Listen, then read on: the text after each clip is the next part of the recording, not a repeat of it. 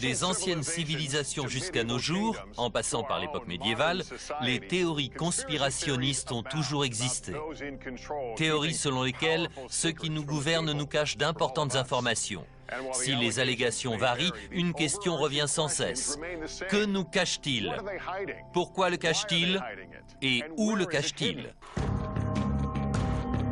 Les entrepôts secrets du gouvernement américain. Où sont-ils et quels secrets renferment-ils? Les lois fédérales ne s'appliquent pas à un lieu qui n'existe pas. Ce soir, nous allons mener l'enquête. Comment les gens entrent là-dedans? Une enquête qui va nous mener dans le monde entier à la recherche de réponses, en commençant par des personnes haut placées à Washington. Y a-t-il des bases militaires dont on ignore l'existence? Jusqu'à une base militaire abandonnée à Montauk, guidée par l'enquêteur Richard Dolan. On commence déjà à voir les perturbations. Nous survolerons la légendaire zone 51 dans le Nevada en compagnie du chercheur Glenn Campbell. Hélicoptère 966, vous êtes à 5 km d'une zone d'accès restreinte. Puis nous traverserons l'océan pour nous rendre dans ce qui sont sans doute les plus grandes archives sur Terre, le Vatican. On peut aller voir les archives maintenant? Notre enquête lèvera le voile sur de choquantes expériences secrètes menées par le gouvernement américain sur ses citoyens. Ces gens nous servaient de cobayes humains. Sur l'existence d'OVNI. Je ne pouvais pas leur dire ce que j'avais fait parce que c'était top secret. Des éléments découverts sur une base secrète pourraient prouver que le gouvernement américain nous cache la vérité sur les extraterrestres depuis des décennies. Ce n'est pas humain. C'est très étonnant. Je n'ai jamais rien vu de pareil. Nous rencontrerons des informateurs qui nous diront ce qui est caché et où. Il y a des milliers de tunnels souterrains. Et pour la première fois à la télévision, nous vous montrerons des images d'un extraterrestre qui aurait été dérobé dans la zone 51. Rejoignez-nous dans cette expédition pour découvrir la vérité sur ce que nous cachent les gouvernements.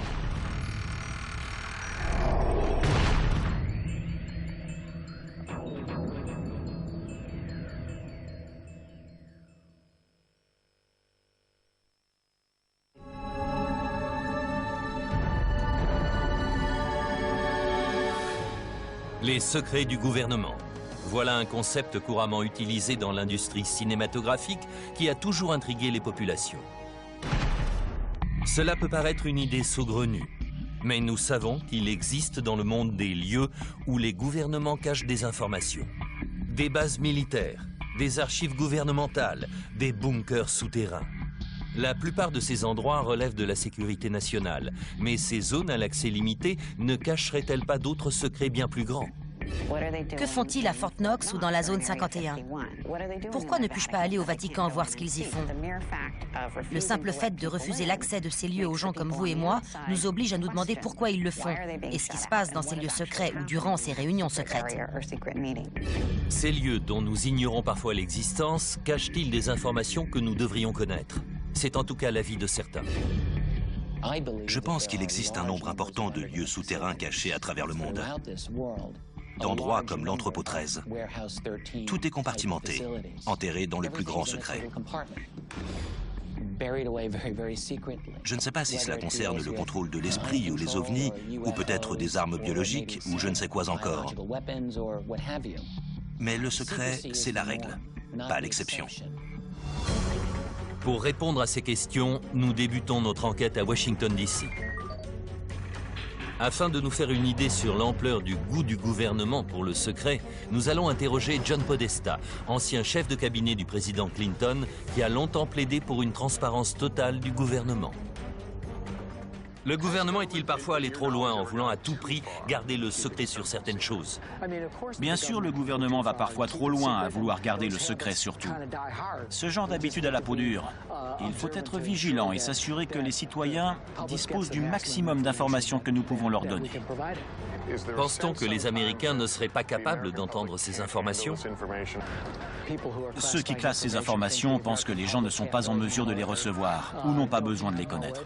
Ça peut être très dangereux à long terme. Je pense que le public est capable d'entendre ces vérités. Y a-t-il beaucoup de choses que nous ignorons? Certaines opérations délicates sont gardées secrètes. Leur succès en dépend. Cela dit, on se sert beaucoup de ce prétexte, alors qu'il ne s'agit pas toujours de questions de sécurité. Parfois, c'est aussi parce que, si les gens étaient au courant, ils ne voudraient pas que le gouvernement agisse de la sorte en son nom. Une des plus grosses sources de spéculation porte sur l'existence de dossiers classés secret défense sur les ovnis. Pourquoi les États-Unis ne sont-ils pas plus ouverts, plus honnêtes au sujet des ovnis, confirmant ou infirmant leur existence? C'est vrai, c'est une question que je me pose souvent. Y a-t-il vraiment là-bas quelque chose que les Américains ne doivent pas connaître? Avec le recul, peut-être que ce qu'ils faisaient là-bas à l'époque nous paraîtrait un peu idiot aujourd'hui. Mais les gens ont le droit de savoir. Alors que le gouvernement américain s'entête à cacher les documents sur les ovnis dans des entrepôts secrets, d'autres pays, eux, ont décidé de tout révéler. En 2008, le Royaume-Uni a décidé de déclassifier ses dossiers sur les ovnis. Et pour la première fois, des témoins, dont certains membres de l'armée américaine, ont pu raconter leur histoire. Je ne pouvais pas leur dire ce que j'avais fait parce que c'était top secret. Milton Torres était pilote de chasse dans l'armée américaine. En 1957, alors qu'il est stationné au Royaume-Uni, une étrange mission lui est confiée. Ils m'ont dit qu'il s'agissait d'une mission d'assaut. Puis ils ont dit, c'est un objet volant non identifié. On veut que tu l'abattes. Quand Milton Torres atteint les coordonnées transmises, une énorme forme apparaît sur son radar. Il faisait des manœuvres que je n'arrivais pas à suivre. Il s'arrêtait, puis repartait à angle droit. Je suis arrivé, et à 20 secondes du tir, il a disparu. Il a décollé à une vitesse comme 10 fois la vitesse du son. On n'a pas d'avion aussi rapide. J'ai eu peur pour ma vie. De retour à la base, Milton Torres reçut l'ordre de ne jamais révéler ce qu'il avait vu dans le ciel ce jour-là. Ils m'ont dit, cette mission a été classée secret défense. Vous ne devez en parler à personne. Ni à votre femme, ni à votre chef, à personne. En divulguant des informations confidentielles, vous risqueriez la prison. Milton Torres ne sait toujours pas ce qu'il a vu ce jour-là sur l'écran de son radar, mais il a des soupçons. Je ne crois pas que nous soyons seuls. Et celui qui a construit cette machine en savait bien plus que moi. Le gouvernement américain détiendrait-il dans ses dossiers secrets d'autres histoires comme celle de Milton Torres? Même au sein de la classe politique, certains pensent que oui. L'ancien gouverneur de l'Arizona, Fife Symington, qui a assisté au phénomène inexpliqué appelé les Lumières de Phénix, pense qu'il s'agissait d'extraterrestres que le gouvernement a voulu cacher. En 1997, j'ai vu un très grand vaisseau en forme de triangle naviguer silencieusement au nord de Phoenix. Nous voulons que le gouvernement arrête de nous faire croire que chaque phénomène a une explication rationnelle. Nous avons droit à une plus grande transparence et je pense que le gouvernement se doit d'enquêter sur ce genre de faits. Le député de l'Ohio, Donny Kucinich, affirme lui aussi qu'il a vu un ovni. Monsieur Kucinich, avez-vous vu un ovni? Oui, c'était un objet volant non identifié. J'ai vu quelque chose. Le gouvernement aurait-il des informations sur des technologies extraterrestres qu'il nous cacherait? Je suis convaincu que notre gouvernement détient des preuves physiques, des informations concernant l'existence d'OVNI.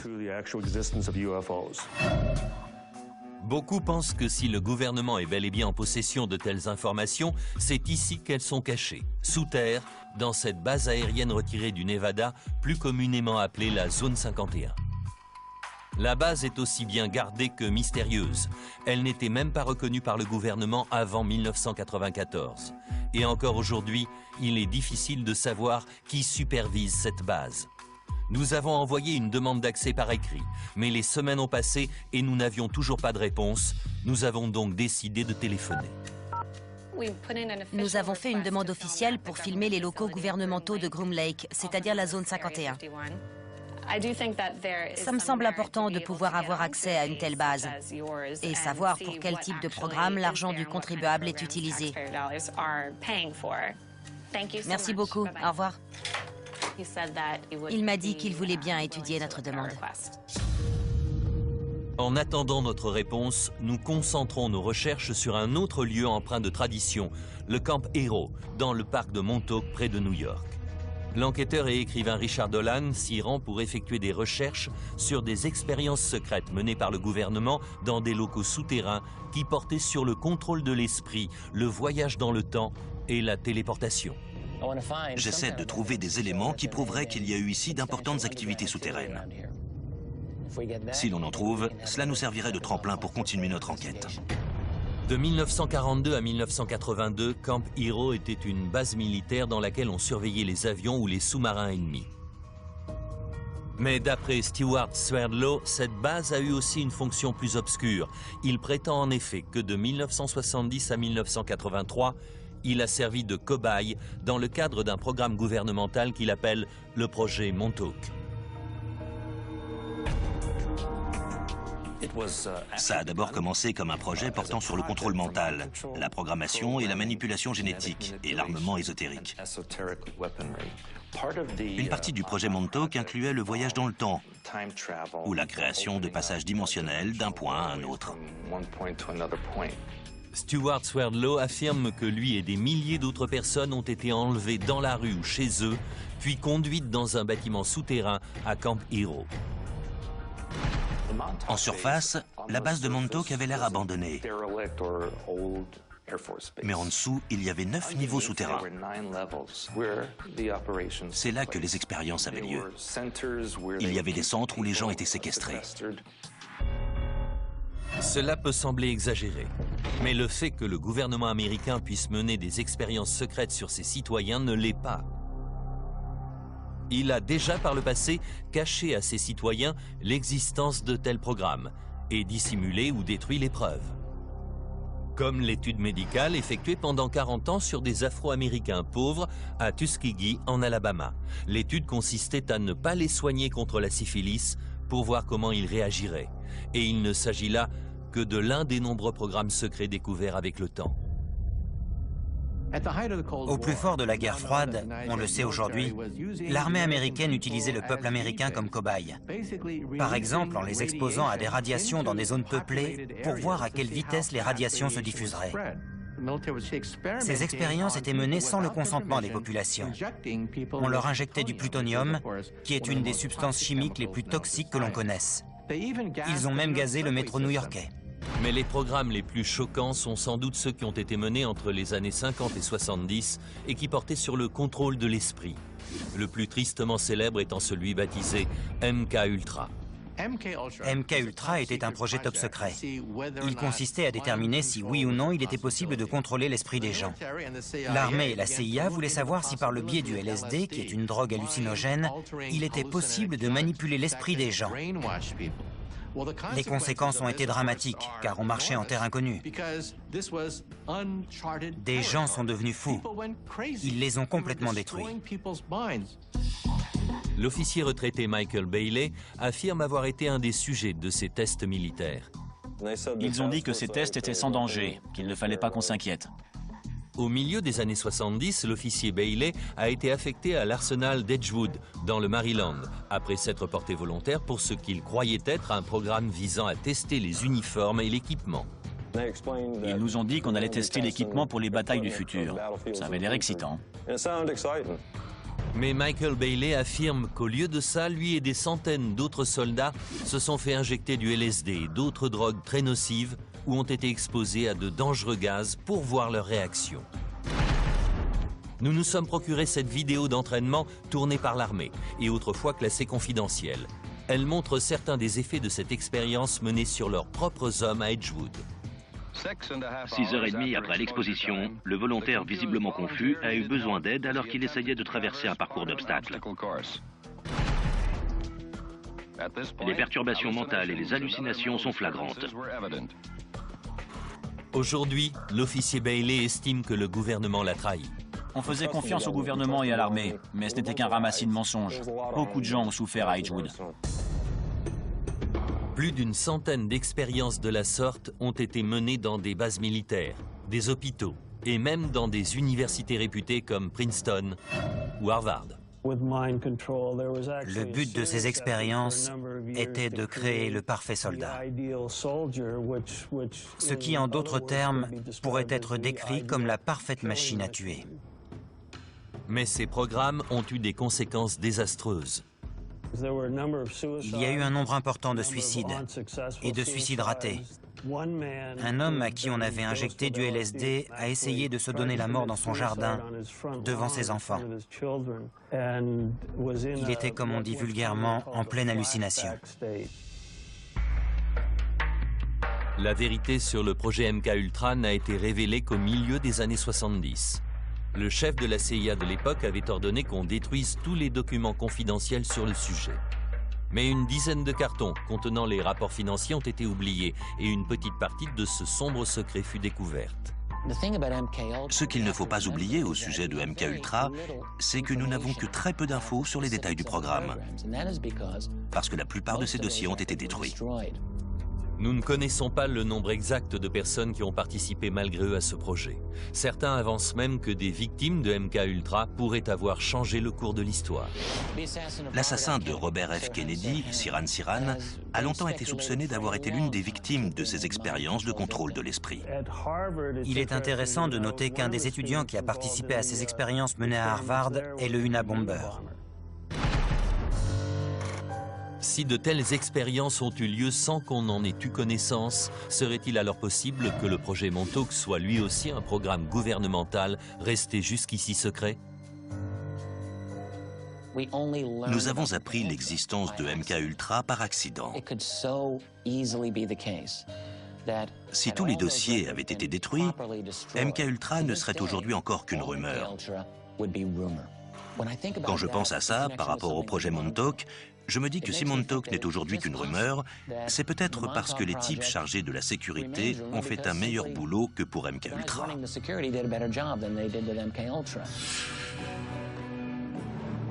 Le gouvernement américain a-t-il mené des expériences secrètes dans les bunkers souterrains de cette ancienne base militaire? C'est ce que Richard Dolan espère pouvoir prouver. Si ce qu'on dit au sujet du projet Montauk est vrai, ça changera tout sur ce qu'on croit savoir sur ce monde. Et je dois dire que si vous voulez monter un programme secret, Montauk est l'endroit rêvé pour le faire. Et ce, pour plein de raisons. C'est très isolé. Cela ne me paraît pas impossible qu'il y ait eu des activités étranges dans ces sous-sols.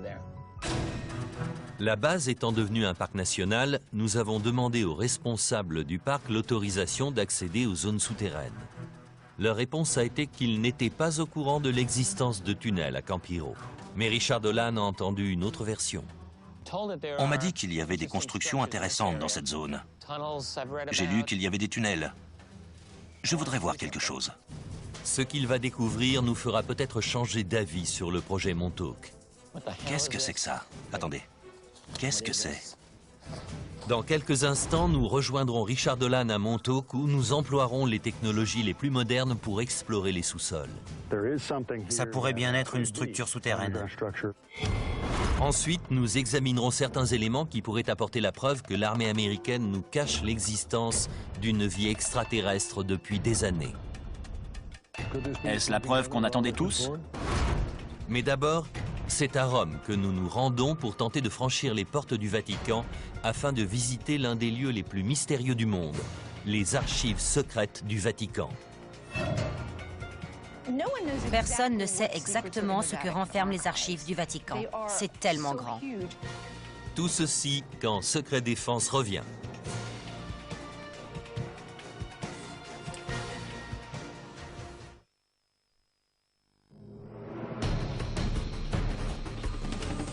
Notre enquête sur les secrets des gouvernements nous emmène à Rome, une ville qui abrite le plus petit État souverain du monde, mais aussi un des plus influents, le Vatican. C'est le siège de l'Église catholique et de son milliard de fidèles. Bien que son pouvoir ne s'étende que sur 44 hectares, son influence, elle, est mondiale. Le Vatican est un lieu fascinant parce que c'est la plus vieille organisation encore existante aujourd'hui sur Terre. On peut remonter jusqu'à 2000 ans en arrière. De nombreux documents attestent de l'influence du Vatican à travers les époques. Et son rôle, notamment dans le domaine des arts, est fièrement exposé. C'est un des plus grands, si ce n'est le plus grand dépositaire de l'art, de l'histoire, de la tradition, de la théologie et des documents écrits. C'est un vrai trésor. Derrière moi se trouvent les murs sacrés du Vatican et à l'intérieur ses archives secrètes. 80 km d'étagères contenant des milliers de documents. Il s'agit sans doute des archives les plus riches de l'histoire du monde. Et pourtant, elles sont interdites à la plupart d'entre nous. Pendant des années, des universitaires et des citoyens se sont demandé ce qu'elles recelaient. Le Vatican cacherait-il d'importants secrets? Personne ne sait exactement ce qu'il y a dans les archives du Vatican. C'est tellement grand. Et les universitaires n'ont qu'un accès partiel à ces archives. On n'en connaîtra jamais l'intégralité. Le secret qui règne autour de ces archives a éveillé l'intérêt des universitaires, des écrivains et même d'Hollywood. Le roman et le film Da Vinci Code avancent une hypothèse selon laquelle l'Église nous cacherait la vérité sur la lignée de Jésus-Christ. Dans le film Ange et démons, un ancien document conservé au Vatican va permettre de contrecarrer les plans d'une société secrète appelée les Illuminati qui voulait se venger du Vatican. Par ici, s'il vous plaît. Dans le film, les archives sont un vaste complexe hypermoderne et ultra sécurisé renfermant des millions de documents. La salle est un coffre-fort hermétique. On maintient un taux d'oxygène le plus bas possible. Les archives secrètes du Vatican ressemblent-elles à celles du film? Et ces archives pourraient-elles renfermer des documents contenant des informations explosives que l'Église voudrait cacher? Comme des prophéties sur l'Apocalypse, des preuves d'une éventuelle descendance de Jésus, d'exorcisme ou de société secrète. Des révélations qui seraient susceptibles de changer notre vision de l'Église, mais aussi et surtout celle de l'histoire. D'après de récentes découvertes, tout porte à le croire. L'archiviste du Vatican, Barbara Frale, a découvert un document qui apporte un jour nouveau sur le rôle du pape dans l'exécution des chevaliers légendaires de l'ordre du Temple. Beaucoup de gens pensent que c'est le pape Clément V qui a demandé une enquête sur les Templiers et qui les a désavoués, causant ainsi leur perte. Vous avez trouvé un document. Que nous apprend-il sur cette histoire? En 2001, nous avons retrouvé dans les archives secrètes du Vatican un parchemin original du pape Clément V, dans lequel il demande une audience à huis clos pour les maîtres de l'ordre du Temple, et durant laquelle il va les absoudre car il était convaincu qu'ils n'étaient pas hérétiques. Nous savons aujourd'hui que l'Église n'a jamais condamné l'ordre du Temple, et que c'est un acte de violence abusif du roi Philippe le Bel qui est à l'origine de la chute de l'ordre. Mal archivé il y a des centaines d'années, ce document n'avait jamais été découvert. Mais se peut-il alors qu'il existe des documents dans ces archives concernant des événements importants de l'histoire qui n'aient pas encore été trouvés? Il y a encore des millions de documents à découvrir dans les archives secrètes du Vatican.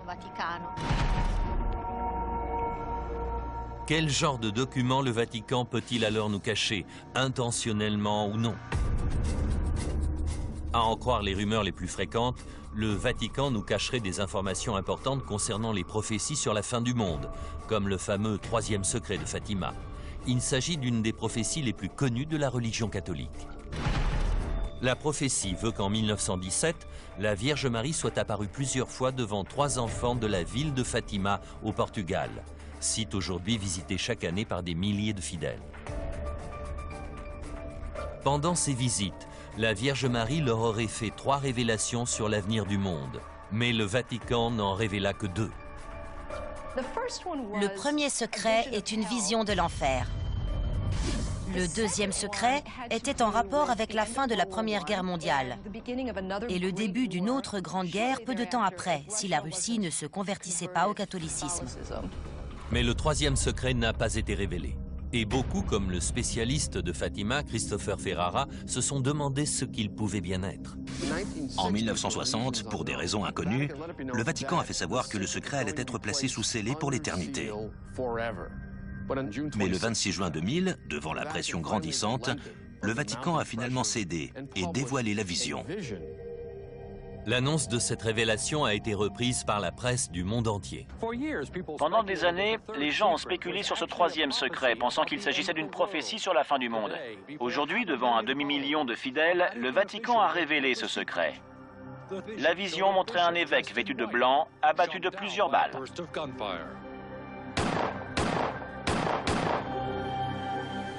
Si l'on en croit le Vatican, la prophétie du troisième secret a été réalisée le 13 mai 1981, quand le pape, l'homme en blanc de la vision, a été victime d'un attentat ici, sur la place Saint-Pierre, alors qu'il saluait ses fidèles depuis son véhicule. Mais certains pensent que le troisième secret de Fatima se trouve toujours à l'intérieur du Vatican et que ce qu'il contient est encore plus troublant. Un secret au sujet d'une crise mondiale. Le secret parlerait en fait d'une crise au sein de l'Église et d'un scénario apocalyptique qui aurait des conséquences terribles pour la Terre entière. Nous avons reçu l'autorisation exceptionnelle de visiter les archives avec nos caméras pour voir ce qu'elles renferment.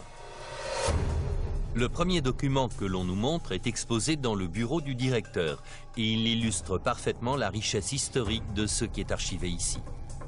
Expliquez-moi ce qu'est ce document.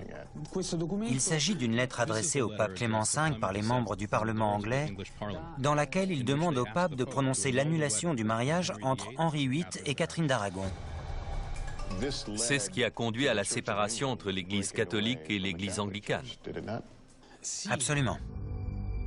Mais les documents ne sont pas tous exposés ainsi. La plupart sont conservés dans le bâtiment principal des archives. Luca Carboni, le secrétaire général des archives, a accepté de nous emmener pour une visite guidée. On peut aller voir les archives maintenant? On va aller voir le stockage des archives. Là où elles sont stockées. Tout à fait.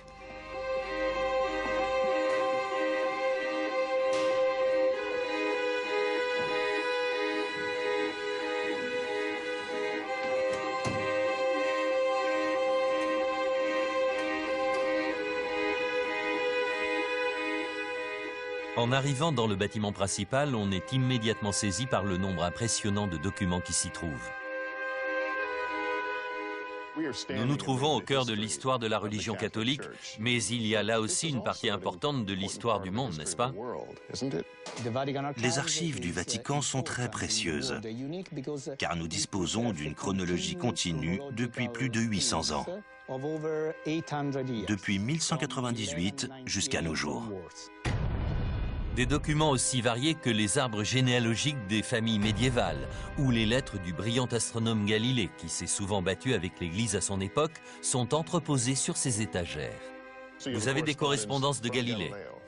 Nous avons une lettre de Galilée à un cardinal. C'est la signature de Galilée. La signature de Galilée à Florence, le 18 décembre 1628. Il y a tellement de choses ici. Pourrait-il y avoir des documents que même les archivistes ne connaîtraient pas? Oui. Chaque jour, on découvre quelque chose de nouveau ou quelque chose d'intéressant. Ici, ce sont des archives secrètes. Oui. Secrète veut dire privé. Ça ne veut pas dire qu'il y a des choses que personne ne peut voir? Non, non, c'est seulement privé. Privé, mais interdit d'accès, sauf pour 1 millier de chercheurs sélectionnés chaque année par le Vatican. Il n'est pas difficile d'imaginer comment certains documents peuvent être noyés dans cette immense collection, soit accidentellement, soit intentionnellement. Y a-t-il des documents sur les secrets de Fatima? Non, ce n'est pas ici.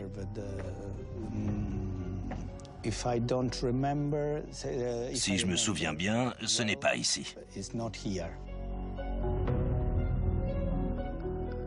Où sont gardés ces documents? Le Vatican dispose-t-il d'autres salles d'archivage? Même à l'intérieur de ce bâtiment, certaines pièces sont interdites aux visiteurs, comme la salle des parchemins qui renferme certains documents très anciens et très importants. Les universitaires et les chercheurs peuvent venir ici. Non, non, seulement le personnel du Vatican. Tous les parchemins sont ici? Nous gardons 50 000 parchemins dans cette salle, sur 2 étages.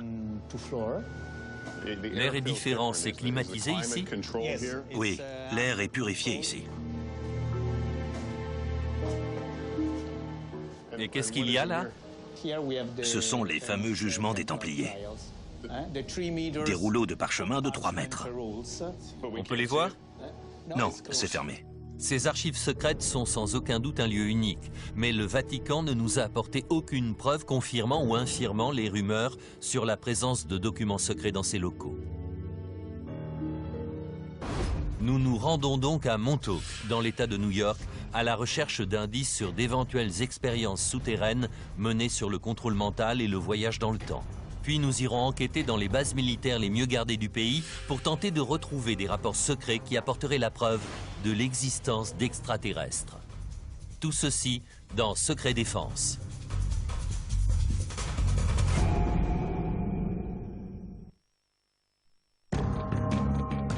Notre enquête pour tenter de découvrir les secrets que nous cachent les gouvernements continue et nous conduit maintenant dans le parc de Camp Hero, à Montauk, dans l'État de New York. Nous allons enquêter sur des témoignages concernant ce qu'on appelle le projet Montauk.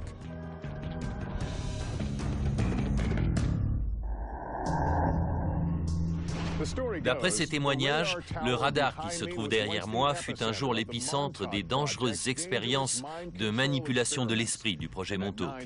Il y aurait également sous l'antenne 9 niveaux souterrains qui auraient accueilli une technologie qui permettait de transporter les gens dans le temps et dans l'espace.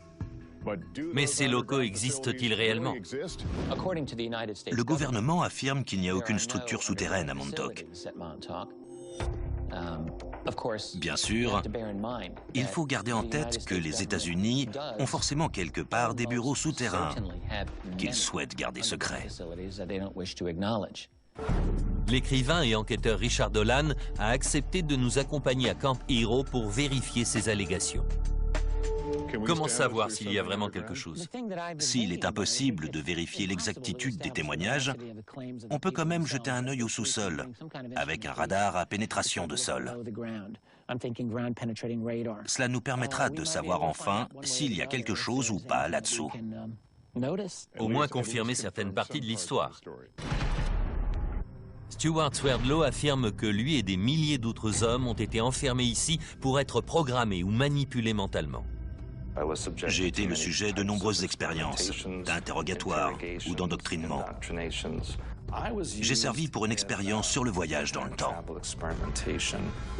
Pour mener à bien ces expériences, Stuart Swerdlow affirme que le gouvernement le séquestrait dans des bâtiments situés juste en dessous du radar.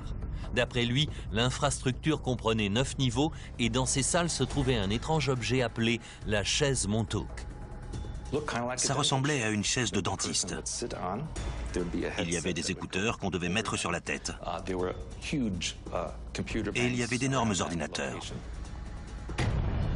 Et le médium s'asseyait dans la chaise et transmettait ses pensées électromagnétiquement via la chaise pour qu'elles soient amplifiées et stockées dans l'ordinateur pour être ensuite transmises. Mais le contrôle mental n'était pas le seul concept étudié à Montauk. Selon Stuart Swerdlow, il faisait aussi des études sur le voyage dans le temps et la téléportation, à l'aide d'une technologie bien étrange. C'était comme un immense miroir. Et il était doté d'une technologie qui permettait de créer des fréquences vibratoires qui pouvaient relier des points dans l'espace et dans le temps. Et on pouvait littéralement traverser ce miroir. C'est comme ça qu'il transportait des gens de Montauk. Si Stuart Swerdlow dit vrai, notre vision du monde serait changée à jamais.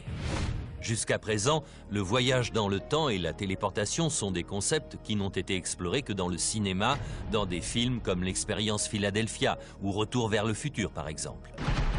Mais est-il possible que ce genre d'expérience comme la téléportation et le voyage dans le temps ait lieu à Camp Hero? Nous avons interrogé l'armée sur l'existence de telles expériences et sur la présence de souterrains dans cette base. Après avoir parlé à de nombreuses personnes dans de nombreux départements, la réponse de l'armée n'est toujours pas claire. Mais selon Michio Kaku, physicien théoricien, les technologies actuelles ne permettent pas le voyage dans le temps ni la téléportation. Les témoignages au sujet du projet Montauk parlent de téléportation, de voyage dans le temps. Mais soyons clairs, l'armée américaine, la plus puissante armée du monde, ne dispose pas de suffisamment d'énergie pour transformer l'espace et le temps en unités de vitesse.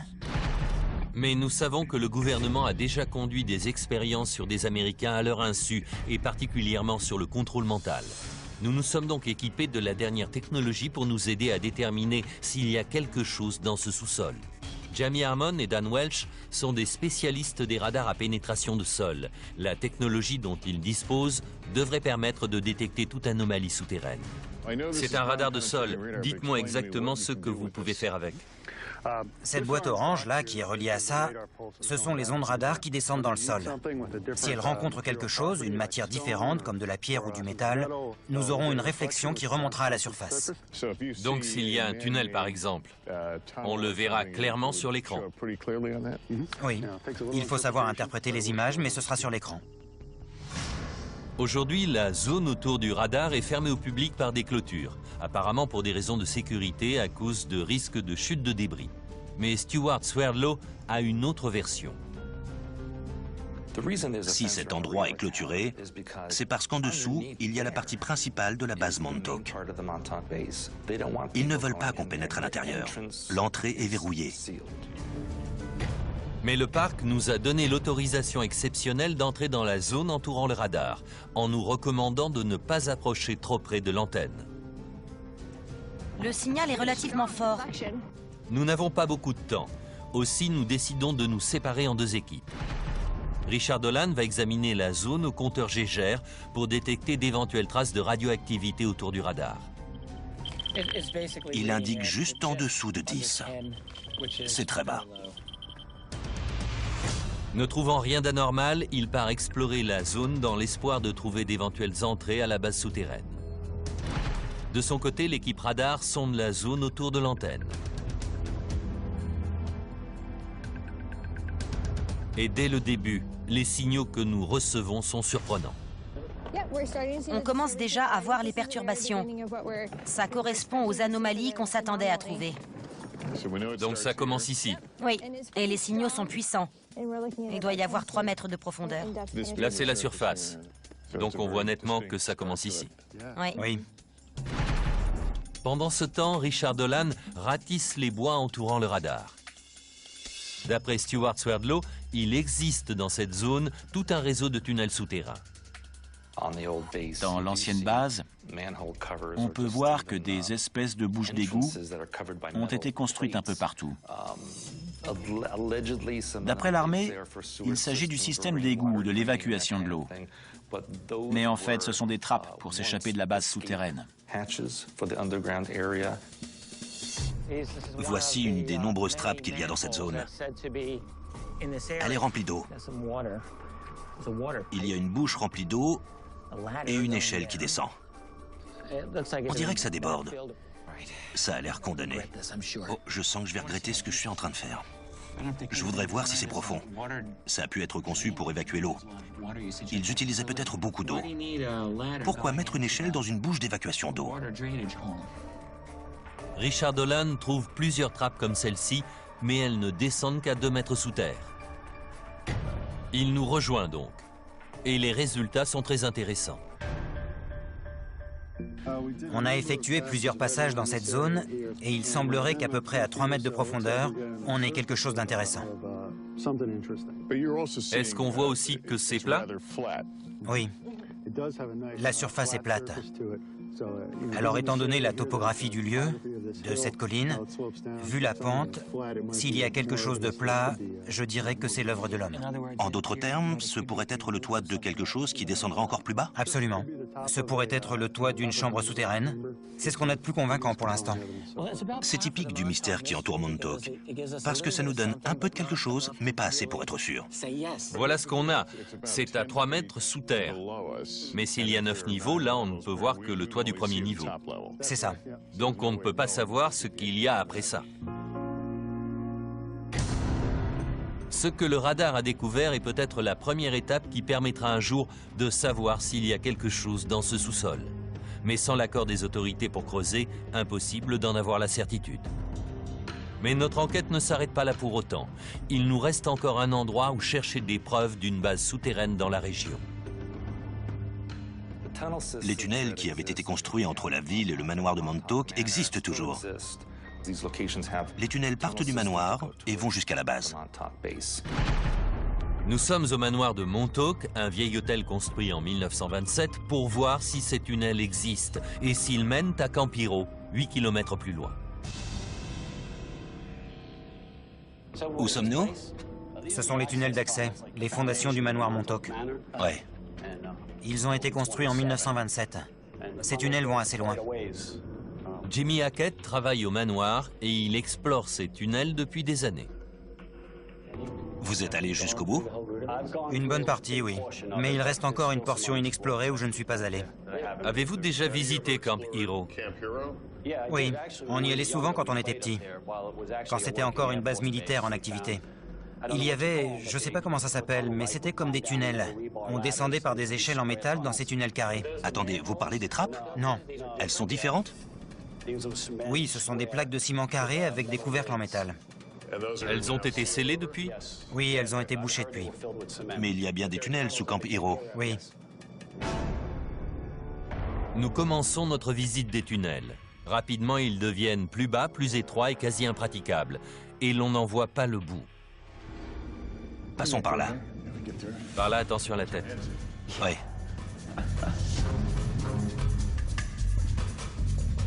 C'est sans fin. Ouais, c'est vrai. À droite. Oh non! Ça ne s'arrête jamais. Venez voir ça. Nous arrivons à un point où il devient impossible de passer à deux. Il est parti voir jusqu'où va le tunnel. Je n'arrive pas à croire qu'il soit si long. On n'arrive pas à comprendre pourquoi on a construit un tunnel aussi long et étroit sous ce bâtiment. Richard? Je reviens. Je n'ai pas réussi à trouver la fin du tunnel. J'arrive. Il est très très long. Et il y a un bout qui finit en cul-de-sac. Mais il y a des embranchements qui vont dans plusieurs directions. On peut facilement se perdre là-dedans. Je crois qu'on va devoir s'arrêter là. Ouais, je crois bien. Ces tunnels qui semblent interminables ajoutent une couche de mystère au projet Montauk et perpétuent la légende. Nous ne découvrirons peut-être jamais la vérité sur le projet Montauk ou sur ce qu'il a pu se passer à Camp Hero. Mais ce que nous avons appris en revanche, c'est que les bases militaires sont l'endroit idéal pour cacher des projets classés secret défense. Et c'est exactement là où nous nous rendons maintenant, dans deux des bases militaires les plus sécurisées du pays. Notre première étape sera la base aérienne de Wright-Patterson dans l'Ohio. Les indices que nous y trouverons peut-être pourraient apporter la preuve une fois pour toutes que la base a été impliquée dans la dissimulation d'extraterrestres. Il m'a dit, oublie ce que tu as vu. Oublie que tu as travaillé ici. N'en parle jamais. Puis nous prendrons de la hauteur afin de nous rapprocher le plus possible de la zone 51, là où la technologie et la vie extraterrestre seraient gardées au secret loin des regards. Tout ceci dans Secret Défense.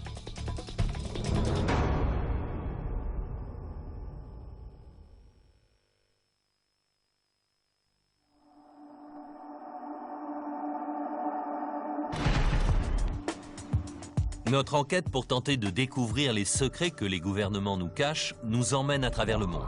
Nous sommes allés à Montauk dans l'État de New York pour tenter d'en savoir plus sur des expériences de voyage dans le temps et de manipulation de l'esprit.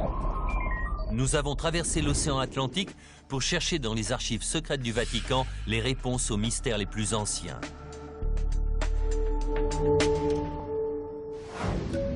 Pour compléter notre enquête, nous nous rendons à Washington dans l'espoir d'obtenir les réponses et les autorisations que nous attendons toujours. Nous avons fait la demande par fax il y a 4 semaines et on n'a eu aucune réponse. On souhaiterait vraiment visiter la base. Nous avons appelé l'armée pendant des semaines pour demander l'autorisation de pénétrer dans l'enceinte de la base aérienne de Wright-Patterson et dans ce qui est sûrement la base militaire la mieux gardée du pays, la légendaire Zone 51. Ah, vous n'avez jamais autorisé de visite? Après avoir appelé de nombreuses agences gouvernementales, nous avons finalement en ligne un représentant de l'armée qui accepte de réexaminer notre demande. Merci beaucoup, c'est très gentil. La réticence du gouvernement à nous laisser visiter ces bases militaires ne fait qu'attiser notre curiosité. Ces bases pourraient-elles en fait cacher autre chose? John Podesta, qui travaille à Washington, affirme que cette idée de base secrète est un mythe. Cet endroit depuis lequel les informations confidentielles seraient distribuées à tout le pays et au monde entier n'existe pas. Y a-t-il des bases militaires dont on ignore l'existence? Des bases souterraines secrètes? Eh bien, si elles sont secrètes, comment peut-on les connaître? Les responsables de la base Wright-Patterson ont décliné notre demande d'interview. Mais nous avons pu parler avec le député Michael Turner, qui représente le district de Dayton, Ohio, là où la base est située. La base aérienne de Wright-Patterson est la plus grande base du monde. Plus de 20 000 personnes y travaillent, la plupart dans la recherche et le développement. Elle a travaillé sur tous les avions de l'armée, depuis celle des frères Wright jusqu'à l'avion furtif. Michael Turner reconnaît que les recherches qui y sont menées contribuent au développement de théories qui veulent que des technologies extraterrestres y soient enfermées. Vous avez une base de 3000 hectares et seulement 10 avions. On y fait essentiellement de la recherche, mais c'est un terrain fertile pour les spéculations. Des spéculations en partie alimentées par le rôle de la base de Wright-Patterson dans le célèbre incident de Roswell en 1947. Le gouvernement a donné au moins 4 versions officielles différentes sur ce qui s'est écrasé ce jour-là dans le désert du Nouveau-Mexique. Si les théories diffèrent, certains faits sont indiscutables. Une note du FBI datée du 8 juillet 1947 indique que l'épave de ce qui semble être une soucoupe volante a été transportée par avion dans le plus grand secret jusqu'à la base Wright pour examen. Après l'incident de Roswell, la base de Wright-Patterson a accueilli un programme gouvernemental portant sur l'étude des ovnis appelé Blue Book. Je pense que les gens qui s'intéressaient aux ovnis se sont tournés vers l'armée pour avoir plus d'informations sur ce qu'il avait pu se passer, plutôt que de se tourner vers des gens qui avaient vu ou pensaient avoir vu quelque chose. L'armée a enquêté sur plus de 12 600 cas d'apparition d'ovnis. 700 d'entre eux étaient encore inexpliqués quand le gouvernement a fermé le programme en 1969.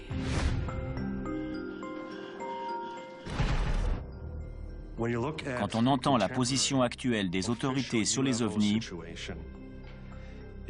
on dirait qu'ils ont fait leurs valises et qu'ils sont rentrés chez eux. Je pense sincèrement que l'armée a loupé le coche sur ce coup. Qu'y a-t-il de mal à dépenser une partie de l'argent du contribuable pour enquêter sur ces événements? On trouverait peut-être quelque chose d'intéressant. Où est le mal à ça? Chaque galaxie contient à peu près 1 milliard d'étoiles. C'est à devenir fou. Et penser qu'on est les seuls, c'est complètement stupide. Les vrais cas compliqués allaient directement en haut lieu. Ils ne restaient pas à Blue Book.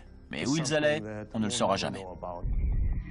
Le capitaine Robert Collins, aujourd'hui à la retraite, a passé 22 ans dans l'armée, dont 6 à Wright-Patterson. J'avais un accès aux informations classées top secrètes. Si Robert Collins, qui a pris sa retraite avec les honneurs en 1988, témoigne aujourd'hui, c'est parce qu'il veut que l'armée cesse de couvrir les recherches secrètes sur les ovnis qui ont d'après lui été menées sur la base pendant des décennies. Ça comprend tous les programmes secrets de l'armée, y compris tous ceux concernant la technologie extraterrestre, qui sont super secrets. De nombreux témoins soutiennent l'action de Robert Collins et affirment avoir eu accès à des preuves extraterrestres sur la base. D'après un rapport, les responsables auraient révélé l'existence du vaisseau de Roswell à un groupe d'élite qui aurait été envoyé en mission sur place. C'étaient des colonels, des généraux. Ils avaient été formés au lobbying, à l'espionnage. Il connaissait parfaitement nos technologies et il pouvait les manipuler, les retourner pour couvrir des missions à l'étranger. Parmi eux se trouvait le lieutenant-colonel Marion Magruder. Il a dit qu'il devait décider de rendre public ou non quelque chose qui s'était passé récemment. Pilote de chasse pendant la Seconde Guerre mondiale, Marion Magruder, appelé Black Mac, connaissait bien les opérations militaires. Mais cette mission était très spéciale, tellement secrète qu'il n'en parlait à sa famille que 50 ans plus tard, sur son lit de mort. Il a dit « Je vais t'avouer une chose, nous ne sommes pas seuls. » Marion Magruder raconte alors son incroyable rencontre avec un extraterrestre. Il éprouvait de la sympathie pour lui. Il a dit qu'il avait plus l'air d'un humain que d'un extraterrestre. Mais il avait une plus grosse tête, des plus grands yeux et des longs bras fins et des petites jambes. Et d'après mon père, il avait l'air très triste. Marion Magruder garda cette rencontre secrète jusqu'à ses derniers jours. Mon père disait, on l'a tué à cause des expériences et tout ça. Ça l'a beaucoup affecté. Ses souvenirs n'étaient peut-être pas la seule chose qui le hantait. Des gens venaient souvent lui rendre visite pour parler de ça. Et même si je ne saurais jamais qui étaient ces gens, je sais qu'ils voulaient s'assurer que le secret était bien gardé. L'armée nous a renvoyé à son communiqué de 1985 qui répondait aux rumeurs insistantes sur des ovnis. Il y est écrit que il n'y a pas et il n'y a jamais eu de visiteurs ou d'équipements extraterrestres sur la base de Wright-Patterson. Mais au fil des ans, les questions et les suspicions demeurent, alimentées par les témoignages d'anciens militaires, dont celui de Robert Collins, qui affirme que des bâtiments souterrains ont été construits de manière stratégique sous la base. Vous ne les trouverez jamais, sauf si vous savez où chercher. Dans un instant, nous examinerons des témoignages au sujet d'un labyrinthe complexe construit sous la base de Wright-Patterson. Puis nous étudierons des preuves physiques qui pourraient confirmer que le gouvernement nous cache des informations sur la vie extraterrestre. Je suis trop vieux pour me soucier de ma réputation. Puis nous nous rendrons dans le désert du Nevada pour une enquête exclusive dans la zone 51. Si les gens savaient ce qui s'est passé dans la zone 51, ils voudraient brûler l'endroit. Tout ceci dans la suite de Secret Défense.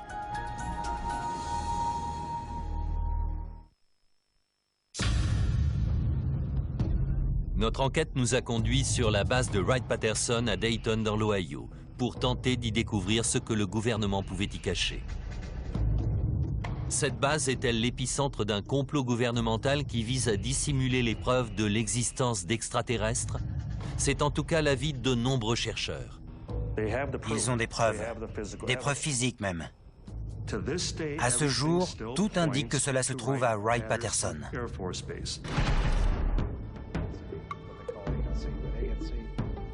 D'après l'ancien capitaine de l'armée de l'air Robert Collins, ces plans du génie civil montrent les entrées d'un vaste complexe souterrain composé de tunnels et de chambres fortes. En croisant les données qu'il a accumulées en 25 ans de recherche avec les informations qui lui ont été transmises par une source anonyme, Robert Collins décrit ce qui d'après lui se trouve sous terre. Tous ces tunnels et ces chambres fortes sont complètement indépendants de la base Wright-Patterson. Ils sont à 20 mètres sous terre. Puis il y a une couche de roches calcaires de 3 à 5 mètres d'épaisseur. Donc ça descend jusqu'à presque 25 mètres. Et ça fait à peu près 200 mètres de long.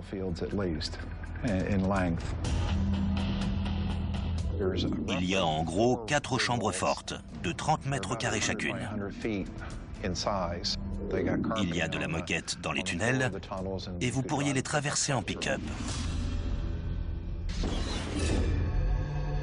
Mais pour lui, le plus remarquable, ce n'est pas cette base souterraine en elle-même, mais ce que l'armée y a caché et y cache peut-être encore. Dans ces chambres fortes étaient entreposés les corps des aliens. Il y avait tout le matériel cryogénique nécessaire pour conserver ces corps. Il y avait des tables d'examen et du matériel pour effectuer des tests biologiques. L'armée de l'air a refusé que nous interrogions un des responsables de la base, mais le député Michael Turner nous a confirmé qu'il y avait en effet de nombreuses informations classées secret défense sur le site militaire et qu'il y avait une bonne raison à cela. La plupart des activités de la base sont classées secret défense, car elles ont besoin d'être protégées. Ce sont des projets en cours de développement, des recherches sur des aptitudes pour l'avenir, ou même comment on voit nos adversaires potentiels. Un communiqué qui nous a été fourni par l'armée précise qu'au moins une étape dans le développement de quasiment tous les avions de l'armée de l'air américaine a eu lieu à la base de Wright-Patterson. Il travaille sur le développement d'un matériau qui peut détecter et réparer tout seul ces fissures, ainsi que sur des avions de la taille d'insectes ou d'oiseaux qui seraient capables de voler en groupe. À ce jour, Carl Day reste un des seuls journalistes qui ait été autorisé à enquêter sur les ovnis dans l'enceinte de la base militaire. Beaucoup de questions restent sans réponse. Ce soir, nous allons essayer de faire le tri entre fiction et réalité. Ils m'ont dit, venez voir si vous trouvez quelque chose. C'était sur invitation de l'armée de l'air. Carl Day connaît les rumeurs sur les souterrains et demande donc à être escorté au niveau le plus bas du bâtiment 620. Le tunnel que j'ai emprunté n'était sûrement pas assez grand pour y rouler en camion. Il fallait se baisser parce que le tunnel était très bas. Il n'a pas trouvé de tunnel caché, mais ce qu'il va découvrir est encore plus troublant. C'était une petite mandibule, la mâchoire inférieure de quelque chose. Durant son reportage, Carl Day fait la rencontre d'un technicien dentaire d'un hôpital militaire situé à 25 km de la base qui affirme qu'il a travaillé sur une étrange empreinte de mandibule provenant de la base. À l'époque, l'homme a si peur de raconter son histoire qu'il préfère rester anonyme. Je n'avais jamais rien vu de tel chez l'humain ou chez l'animal. Jamais. Aujourd'hui âgé de 81 ans, John Musgrove parle à visage découvert pour la première fois. Il ne me reste plus beaucoup d'années à vivre. Et si j'ai envie de parler de cette affaire aujourd'hui, c'est parce que je ne pense pas que le gouvernement dise un jour « Les extraterrestres existent. Ils sont venus sur Terre. » Musgrove explique qu'en 1979, 2 hommes en uniforme de la base de Wright-Patterson sont venus à l'hôpital pour obtenir le moulage d'une empreinte dentaire. Il n'y avait ni salive, ni sang, juste l'os. J'ai tout de suite compris qu'il s'agissait de quelque chose d'anormal. Je me suis dit, qu'est-ce que c'est que ça? Quand il termine le moulage, son patron lui ordonne de ne jamais parler de ce qu'il a vu. Il a levé la main comme ça, en tenant l'empreinte, m'a regardé, l'a broyé et l'a jeté dans la poubelle. Ensuite, il m'a dit « Oublie ce que tu as vu. Oublie que tu as travaillé ici. N'en parle jamais. » Le moulage est cassé. Mais John Musgrove va récupérer les morceaux et les recoller afin de pouvoir en faire une réplique. Convaincu qu'il s'agit de la mâchoire d'un squelette détenu à Wright-Patterson, John Musgrove en donne une copie à Carl Day pour qu'il enquête. Mais parmi les personnes à qui Carl Day montrera cette empreinte, aucune n'est en mesure d'en identifier l'origine. Je ne voulais pas qu'il arrive quoi que ce soit à cette empreinte, on ne sait jamais. Alors je l'ai mise dans un coffre-fort. Et c'est moi qui ai la clé. Carl Day accepte de retirer la mandibule de son coffre-fort. C'est celui-là. C'est la première fois qu'elle est montrée à la télévision. J'aimerais vraiment savoir s'il s'agit bien d'une mâchoire d'extraterrestre. La tête devait vraiment être très petite. 30 ans après le moulage de l'empreinte, le mystère reste intact. Serait-ce la preuve irréfutable qu'on attendait tous? La preuve qu'il y a bien des extraterrestres sur Terre? Ça prouve une chose. Il y a autre chose en plus des humains et des animaux. Dans un instant, nous essaierons de savoir si cette mandibule détient le secret de la vie extraterrestre. Une anthropologiste dentaire nous donnera son avis. Mais d'abord, nous irons dans le désert du Nevada.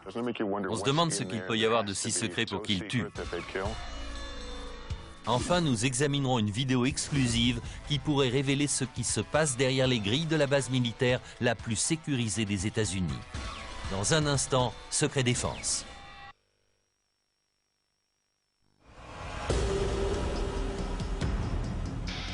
Notre enquête nous dirige vers l'une des bases militaires les plus mystérieuses. La fameuse Zone 51. C'est ce qu'on appelle une base noire, c'est-à-dire qu'elle a été conçue de façon à ce que son existence puisse être déniée. On ne peut même pas approcher la base tellement elle est surveillée. C'est donc très difficile de savoir ce que le gouvernement y fait. Le secret qui entoure la Zone 51 a rendu la base tellement célèbre qu'elle est décrite dans de nombreux films, comme Independence Day par exemple.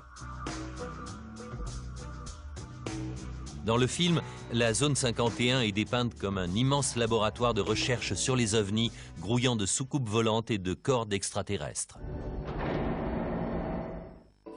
Après de nombreuses démarches pour obtenir un droit d'accès à la base, notre demande est rejetée. Je peux vous demander la raison de ce refus? L'armée de l'air a publié un communiqué expliquant que la base était utilisée à des fins d'entraînement et d'expérimentation pour des opérations cruciales pour l'efficacité des forces militaires américaines et pour la sécurité du pays, et que certaines activités et opérations passées et présentes sont confidentielles et ne peuvent être discutées. Nous décidons néanmoins de prendre la route pour tenter d'obtenir le maximum d'informations possibles sans avoir à enfreindre la loi. Je suis dans le désert du Nevada, à 2 heures au nord de Las Vegas, et je me dirige vers la fameuse Zone 51, un lieu qui renferme peut-être les secrets militaires les plus importants du pays. Les spéculations vont bon train quant à l'utilisation de cette base. Comme le montre le tourisme local, la plupart de ces rumeurs tournent autour de programmes menés sur des extraterrestres, des témoignages d'entrepôts souterrains. Il y a pas mal d'activités souterraines ici. Certains affirment que des scientifiques y travaillent sur la rétroconception de vaisseaux extraterrestres. Ça avait des centaines de milliers d'années d'avance sur notre technologie. Et le plus troublant, des preuves confirmeraient que les extraterrestres existent et qu'ils auraient été détenus dans la base. Autant d'allégations que nous allons tenter de vérifier durant notre enquête.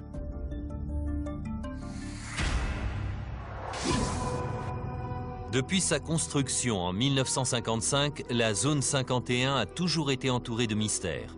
Conçue comme un site d'entraînement pour les avions espions U-2, son rôle consistait à abriter les projets militaires secrets. La principale préoccupation de la base, c'était de préserver le secret. Puis, le secret est devenu sa mission principale. Ce lieu, isolé dans le désert, appelé 51 sur cette carte des années 50, semble être l'endroit idéal pour une base noire. Mais au fur et à mesure que l'infrastructure et l'activité grandissent, des informations ont commencé à filtrer. L'avion espion U-2, le SR-71, les avions furtifs, tous ont été testés ici. Et toute l'activité aérienne qu'on peut voir du sol indique que cette base sert à tester les avions. Bien que des opérations militaires de grande envergure aient lieu sur le site, le gouvernement refuse d'admettre son existence. À l'époque de sa construction, et aujourd'hui encore, le spécialiste et guide de la Zone 51, Glenn Campbell, étudie la base depuis le début des années 90. C'était comme aller au spectacle. On prenait sa voiture et on allait voir la base secrète qui n'existait pas. J'ai rendez-vous avec Glenn Campbell. J'ai rencontré Glenn pour la première fois il y a 16 ans, quand je suis venu ici même pour essayer de trouver des réponses sur la Zone 51. Dans ce reportage de 1994, nous n'avions eu qu'à nous rendre en haut d'une colline pour voir la totalité de la base. Depuis ce point de vue, on peut admirer une série de bâtiments ordinaires. Aujourd'hui, l'armée a étendu son contrôle sur tout le terrain entourant la base. Avoir un bon aperçu semble donc plus compliqué. Alors qu'est-ce qu'on va voir? On va pas pouvoir voir grand-chose en restant au sol. Vous avez apporté des photos satellites. L'imagerie satellite est bien meilleure aujourd'hui. Certaines photos sont incroyables. Regardez les pistes d'atterrissage là. C'est avec ces photos qu'on voit le mieux. Oui, les mesures de sécurité qui entourent cet endroit font partie du mystère. Ça attise les curiosités et ça nourrit les théories du complot. Oui, la sécurité est élevée ici. Regardez autour, c'est un bon endroit pour se cacher, non? C'est un sacré bon endroit. C'est à la fin des années 80 que la zone 51 a commencé à attirer l'attention du public quand un physicien nommé Bob Lazar a fait des révélations explosives. Il prétend à l'époque qu'il a travaillé sur un projet top secret de rétroconception sur un vaisseau extraterrestre. Il m'a dit, John, j'y étais, je l'ai touché, c'était réel, c'était E.T. Ça ne pouvait pas venir de chez nous. Bob Lazar a refusé de nous recevoir pour une interview, mais il nous a renvoyés vers son ami John Lear, un pilote de ligne à la retraite qui a autrefois effectué des vols pour la CIA. C'est moi qui ai révélé l'existence de la zone 51.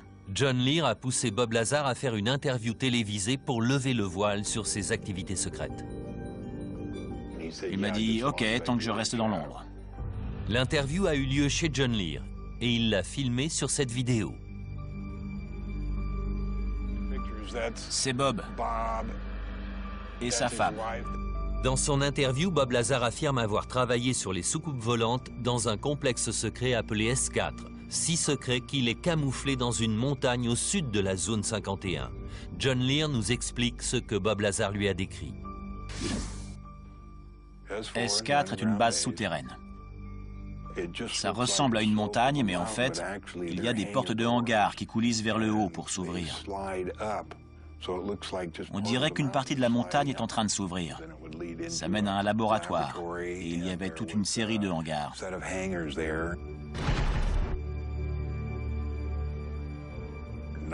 Il y avait 9 hangars en tout, et dans chaque hangar, il y avait un vaisseau extraterrestre. Et ils étaient tous différents.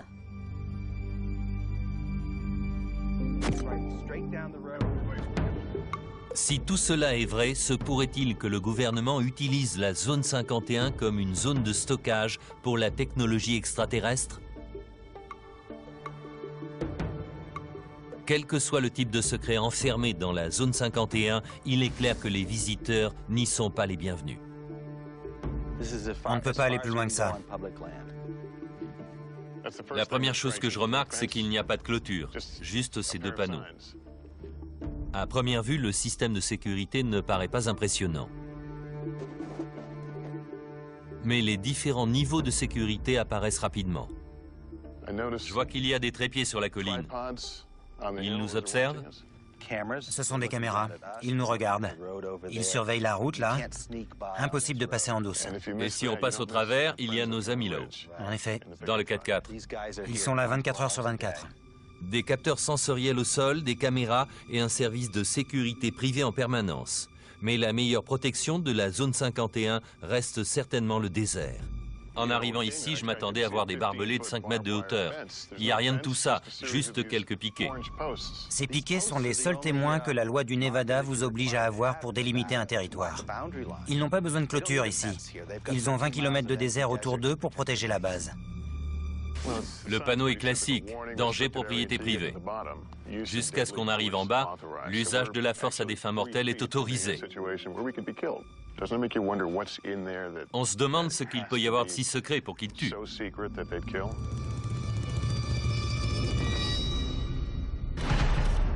Des visiteurs extraterrestres pourraient-ils être retenus dans la zone 51? Cette vidéo, diffusée pour la première fois à la télévision, montrerait un extraterrestre qui serait détenu dans la base. Il est apparemment observé par des militaires derrière une cloison en verre. L'homme qui a divulgué cette vidéo se fait appeler Victor. Il refuse de révéler sa vraie identité par peur de représailles. Selon lui, cette vidéo a été dérobée à un moment où du matériel provenant de la base était converti de l'analogique au numérique. Dans cette interview de 1996, sa voix a été modifiée. À peu près 2 fois par mois, il l'installait pour des sessions qui duraient de 3 à 5 heures. L'extraterrestre serait arrivé sur Terre en 1989 et aurait subi de nombreux interrogatoires. Dans cette session, l'extraterrestre serait angoissé. Le médecin recherche une éventuelle hémorragie dans les yeux et les narines. Victor pense que l'extraterrestre est mort au milieu des années 90. Nous ne disposons d'aucun moyen pour vérifier l'authenticité de cette vidéo, mais nous la soumettons à un expert en effets spéciaux à Los Angeles pour évaluer sa plausibilité. En attendant, nous sillonnons la montagne à la recherche du moindre signe indiquant la présence d'une structure dans la zone. Il faut bien rester près des piquets oranges. Je les vois même plus. Regardez. Mais on sait qu'ils sont sur notre droite. La nuit tombe sur le désert et les piquets oranges sont nos seuls guides. Un seul pas de l'autre côté de la frontière invisible et l'on pourrait se faire arrêter. Je vois un bâtiment. Oui. Là-bas, qu'est-ce que c'est? C'est le poste de contrôle. C'est l'entrée. Si vous vous aventurez sur cette route, dépassez les panneaux et arrivez à ce poste de contrôle, vous vous ferez immédiatement arrêter. Nous continuons notre ascension jusqu'au sommet. On ne peut pas aller plus loin. Je pense que c'est la fin de notre aventure ici, parce que je vois des militaires là-bas, camouflés comme vous dites. Oui, il est camouflé. On doit s'arrêter là? La frontière change après. La seule solution, c'est de survoler la zone de jour. Et là, on aura peut-être un aperçu de la zone 51. Mais il faut de la lumière. Et il faut un hélico. Oui. Dans un instant, nous allons survoler le désert du Nevada et approcher au plus près de la plus célèbre base militaire des États-Unis. Ils savent maintenant où on est? Affirmatif. La zone 51 est-elle le cœur d'une vaste opération de dissimulation d'extraterrestres? Renferme-t-elle des secrets terrestres bien plus dérangeants encore? Découvrir ce qui s'est passé, ce que les humains ont fait, c'est déjà assez terrifiant. Dans un instant, Secret Défense.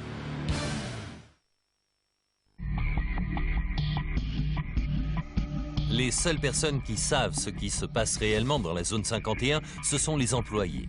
Et leur identité jusqu'au personnel d'entretien est tenue secrète.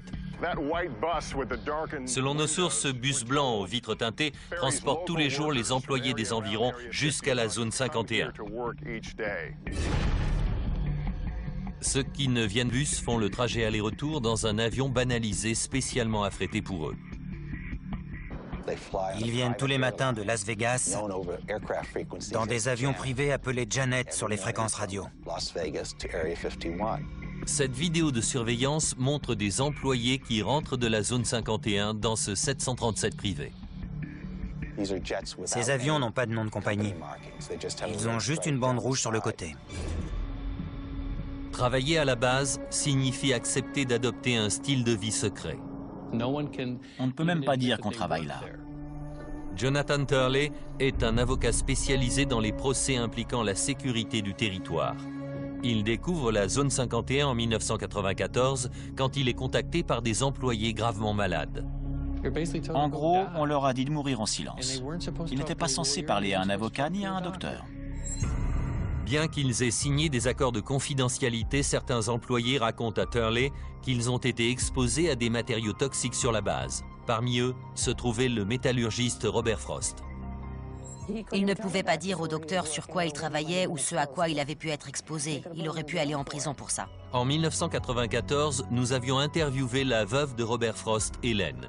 Elle nous avait parlé du premier jour où son mari était revenu avec d'étranges symptômes.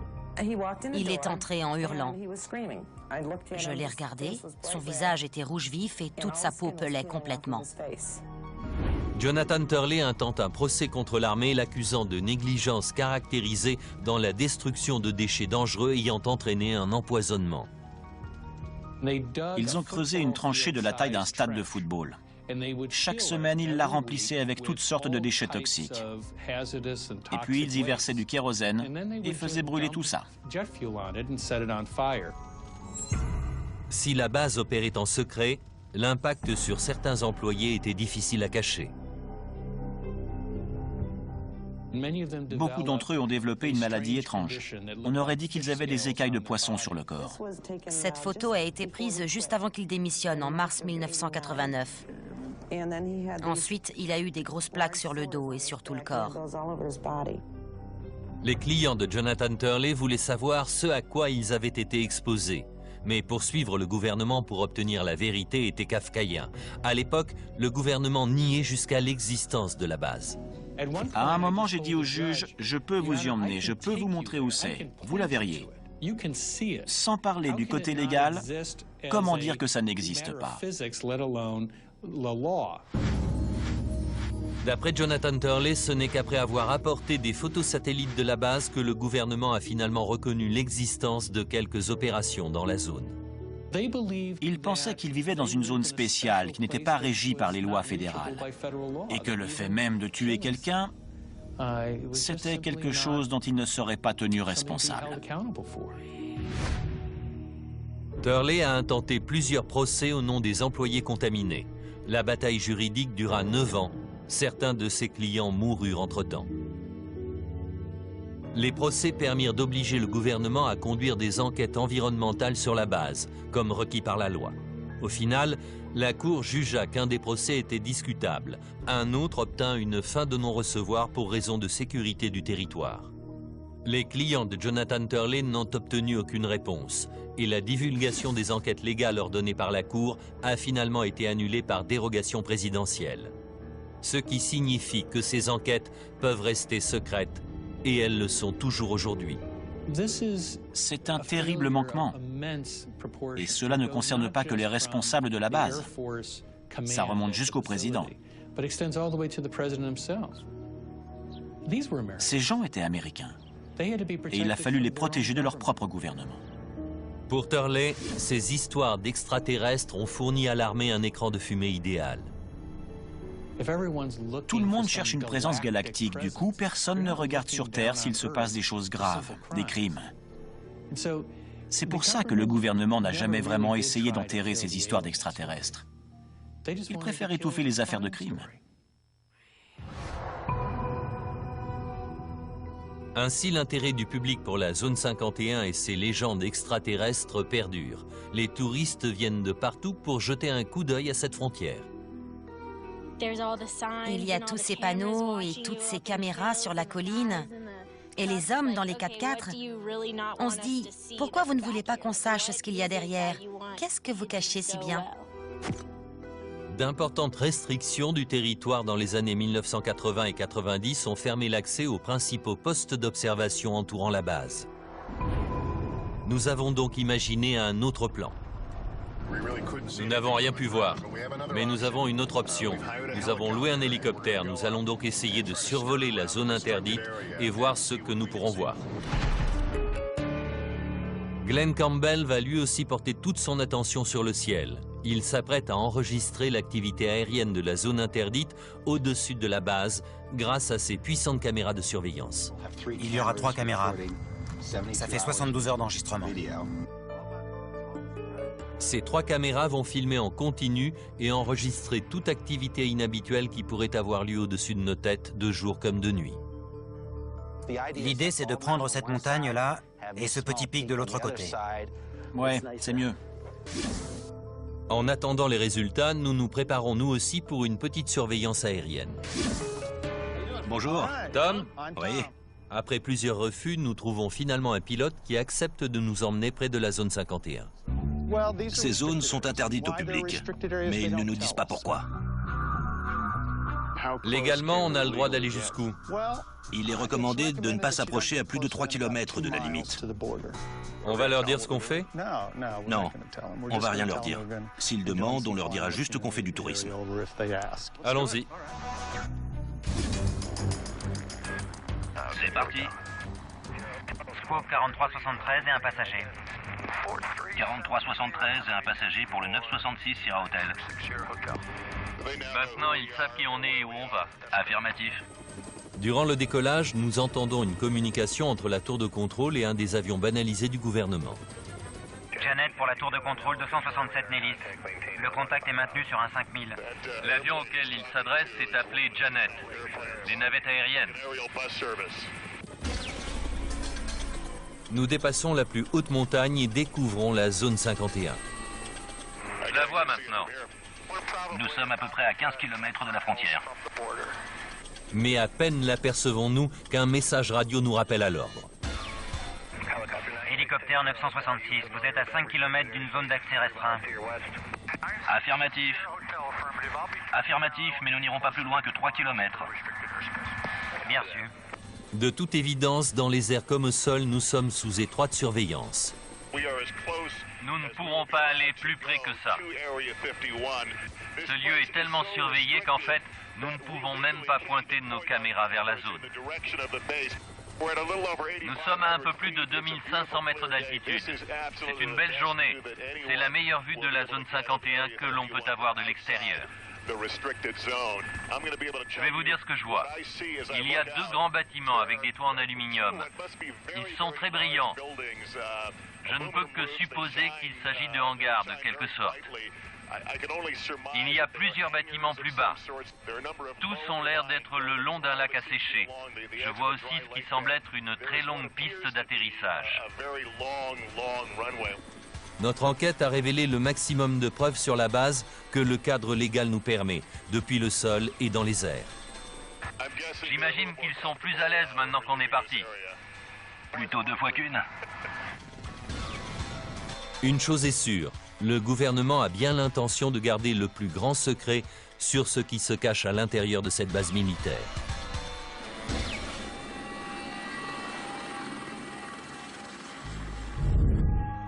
Après 72 heures de surveillance, nos caméras ont capté quelques anomalies. Une étrange tempête balaie la zone. Une lumière flotte sur l'horizon. Et soudain, nous apercevons ce disque lumineux dans le coin de l'écran. Après examen, la lumière s'avère être une voiture roulant sur une route désolée. Le disque, en revanche, reste inexpliqué. Selon Campbell, il pourrait s'agir de la Lune. Quand on vient dans le désert et qu'on regarde le ciel la nuit, on voit beaucoup plus d'étoiles que n'importe où ailleurs. Quand on voit ces millions de points de vie, il faudrait être fou pour penser qu'on est tout seul dans l'univers. Notre enquête continue et va nous conduire sur la côte Est pour analyser les différents éléments que nous avons pu découvrir. Que nous révélera cette prétendue vidéo d'un extraterrestre de la base 51 ? Cette mandibule renforcera-t-elle la thèse de leur existence? Je n'ai jamais rien vu de pareil. Les réponses dans quelques instants dans Secret Défense.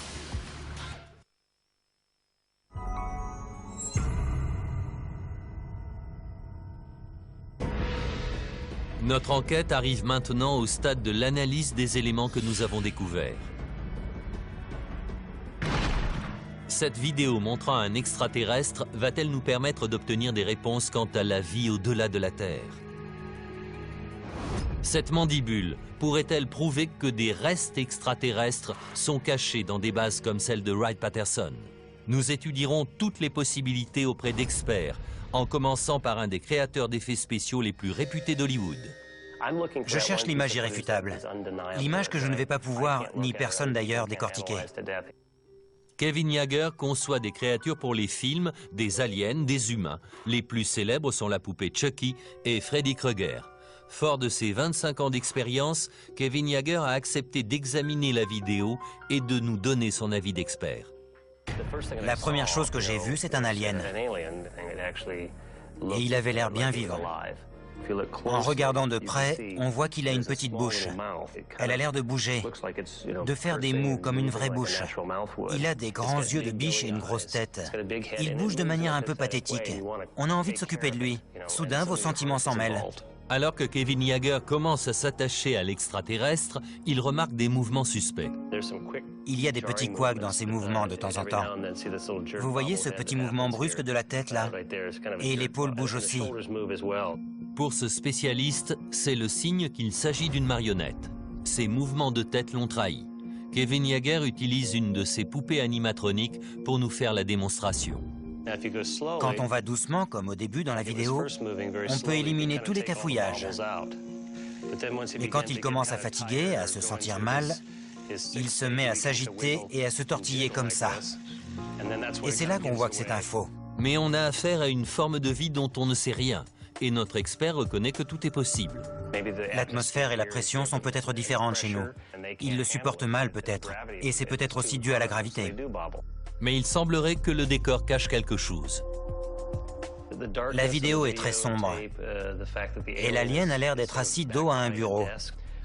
Pour moi, c'est pour cacher un éventuel marionnettiste qui serait derrière. Pour lui, la créature et la vidéo sont un canular, mais assez bien réalisé.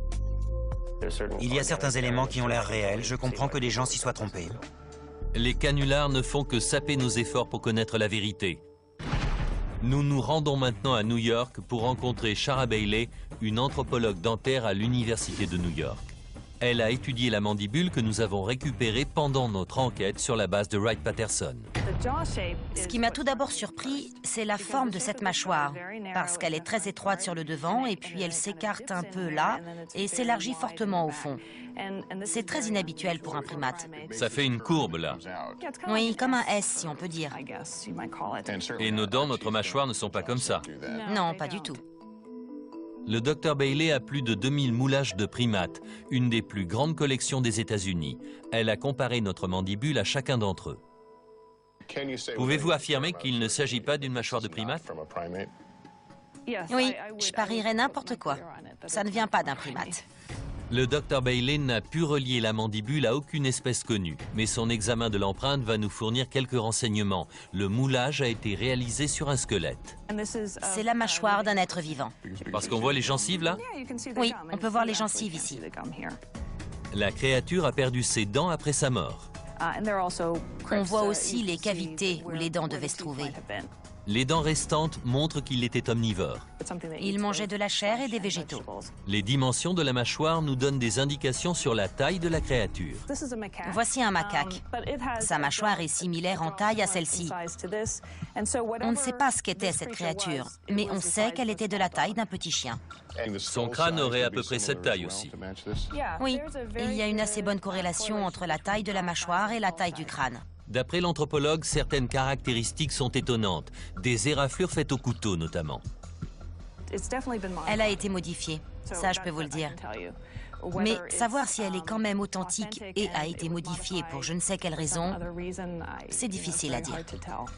Elle s'interroge également sur l'aspect humain du schéma dentaire qui pourrait venir infirmer la théorie d'un squelette extraterrestre. Si c'était un alien, il a évolué sur une planète complètement différente de la nôtre, complètement séparée de nous. Pourquoi aurait-il le même schéma dentaire que nous, le même nombre de dents et le même type de dents qu'un humain? C'est très étonnant. Si ça venait d'une autre planète, comment feriez-vous pour le comparer, pour découvrir ce que c'est? Tout ce que je peux faire, c'est le comparer aux êtres vivants de cette planète. Cette mandibule n'appartient pas à une créature habitant sur Terre, c'est une certitude. Cet objet supposé extraterrestre, combiné à la base militaire la plus complexe des États-Unis, ne sont peut-être que la partie émergée de l'iceberg de ce que le gouvernement veut nous cacher. Serait-ce un des nombreux secrets que les gouvernements gardent si bien cachés dans des entrepôts classés secret défense?